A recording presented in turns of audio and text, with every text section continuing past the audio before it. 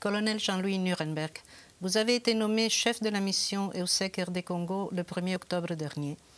En 2006, vous étiez déjà en République démocratique du Congo dans le cadre de la mission EUFOR RD Congo à Kinshasa. Est-ce que vous pouvez nous parler un peu de votre parcours? Oui, donc je suis né en 1956 au Luxembourg. J'ai fait toutes mes écoles primaires et secondaires au Grand-Duché de Luxembourg. J'ai fait ma formation militaire ici à Bruxelles, à l'École royale militaire, dans la 116e promotion toutes armes. J'ai fait une carrière normale militaire au Luxembourg, suivi de certains détachements à l'étranger. J'étais à la cellule de planification de l'Union de l'Europe occidentale, l'UEO. J'ai eu divers postes nationaux au sein de l'OTAN et du SHAPE. Et pour retourner à l'état-major de l'armée luxembourgeoise pour avoir des responsabilités logistiques et financières.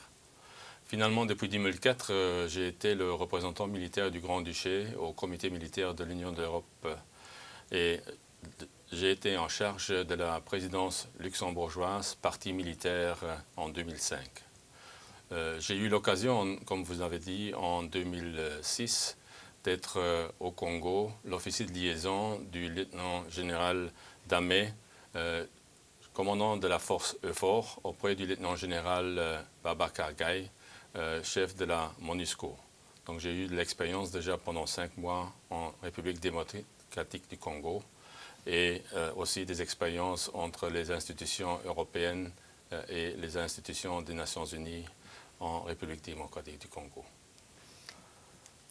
Colonel, quelles sont vos priorités pour vos premiers mois dans la mission? Oui, les priorités sont en principe une continuation des mandats d'avant. Ça peut se résumer en 5 axes. C'est un conseil au niveau stratégique, un appui administratif, un appui de la formation, et logistique et diverses activités droits de l'homme et genre. L'appui stratégique, c'est un conseil auprès du ministère de la Défense nationale de l'armée congolaise et un appui au niveau du chef d'état-major général des forces armées de République démocratique du Congo, les FARDC. Pour l'administration, on peut citer 2 grands projets. L'un, c'est la gestion du personnel et l'autre, c'est le conseil au niveau des activités budgétaires.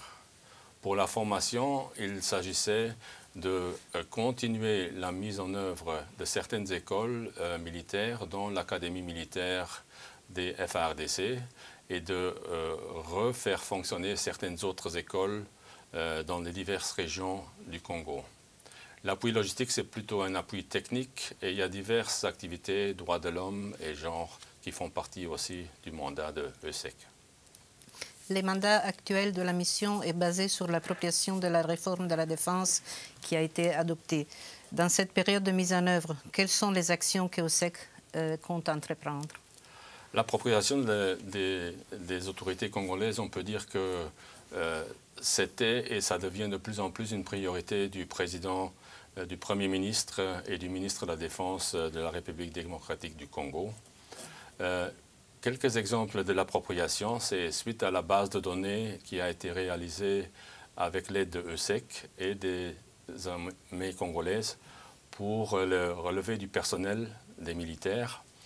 On arrive maintenant au paiement qui se faisait d'abord par des paiements entre militaires, officiers payeurs auprès des militaires et qui maintenant, depuis quelque peu, suite à l'expérience eue chez les fonctionnaires congolais, on commence à payer les militaires en commençant par Kinshasa, par virement bancaire. Donc on peut dire que c'est une appropriation, c'est un paiement qui est réalisé sous contrôle du ministère des Finances et du Budget congolais, avec un consortium de banques congolaises qui exécute les paiements. Une fois que la région de Kinshasa sera bien sous contrôle, le même système de paiement sera exécuté dans les autres régions.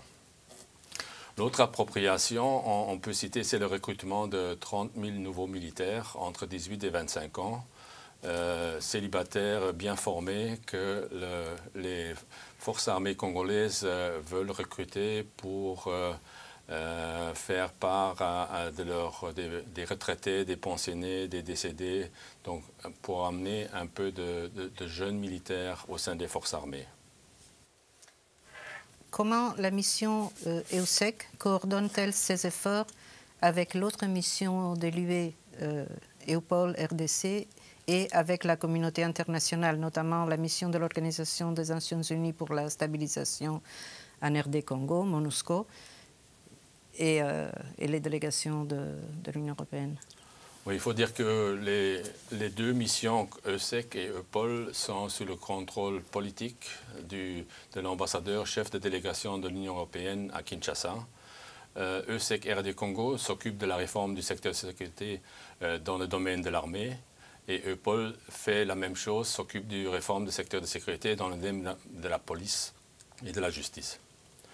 D'autres acteurs sur place et dans le pays, c'est la force des Nations Unies, la MONUSCO, qui, depuis son dernier mandat, commence aussi à prendre plus en charge la réforme du secteur de sécurité.